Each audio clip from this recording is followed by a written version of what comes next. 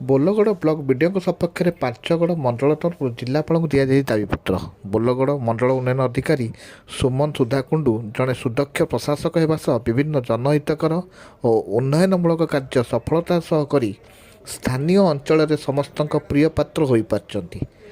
ରାଜ୍ୟ ସରକାରଙ୍କ ନିର୍ଦ୍ଦେଶ କ୍ରମେ ସେ ପଲ୍ଲୀରେ ପ୍ରଶାସନ କାର୍ଯ୍ୟକ୍ରମ ମାଧ୍ୟମରେ ଜନସାଧାରଣଙ୍କ ବିଭିନ୍ନ ସମସ୍ୟାର ସମାଧାନ କରୁଛନ୍ତି। ସରକାରଙ୍କ ବିଭିନ୍ନ ଯୋଜନା ଯଥା ଖାଉଟି କାର୍ଡ଼, ଭତ୍ତା ବଣ୍ଟନ, ଆବାସ ଯୋଜନା ଗୁଡ଼ିକ ଯୋଗ୍ୟ ହିତାଧିକାରୀଙ୍କୁ ପ୍ରଦାନ କରି ସେ ସମସ୍ତଙ୍କ ପ୍ରିୟପାତ୍ର ହୋଇପାରିଛନ୍ତି। ପୂର୍ବରୁ ଚାଲିଥିବା ଅନିୟମିତତା ଓ ଅନ୍ୟାନ୍ୟ ଅନ୍ୟାୟ ପ୍ରଥାକୁ ସେ ସଫଳତାର ସହ ରୋକିପାରିଛନ୍ତି, ଯାହାକୁ ଜନସାଧାରଣ ପ୍ରଶଂସା କରୁଛନ୍ତି।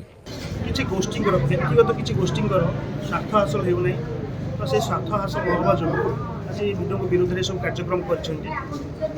ସାଧାରଣତନ୍ତ୍ର ଦିବସ ଅଲଗା, ସେଇ ଟପିକ୍ ଗୋଟେ ଅଲଗା, କିନ୍ତୁ ଇଏ ଯେଉଁ ପାର୍ଟ ବିରୋଧ କରୁଛନ୍ତି ଯେଉଁ ପୁରା ବ୍ଲକର କିଛି ପିଆରଆଇ ମାନେ ତାଙ୍କର କିଛି ବ୍ୟକ୍ତିଗତ ସ୍ୱାର୍ଥ ହାସଲ ହୋଇଛି, ଯାହାଦ୍ୱାରା କି ଆଜି ସେମାନେ ସାନପଦରେ ହିଁ କାମ ଠିକ୍ ହେଉଛି ଆଉ ଅନ୍ୟ ପିଆରଆଇ ମାନେ ଯାହା କମ୍ପ୍ଲେନ୍ ଆଣିଛନ୍ତି ସେ ସବୁ ମିଛେ। ନାଇଁ ସାନପଦରେ କାମ ଠିକ୍ ହେଉଛି ନାହିଁ।